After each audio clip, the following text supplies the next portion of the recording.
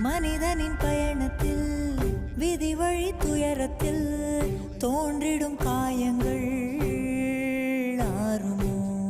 அன்பையும் பண்பையும் அறிந்திடும் ஒரு மனம் வெறுப்பிலும் சினத்திலும் வாழுமோ? வெளிச்சத்தை தரும் என்ற ஏற்றிய தீபம் ஊர் முழுவதையும் எரித்து விட்டு தீயாயானதேனோ?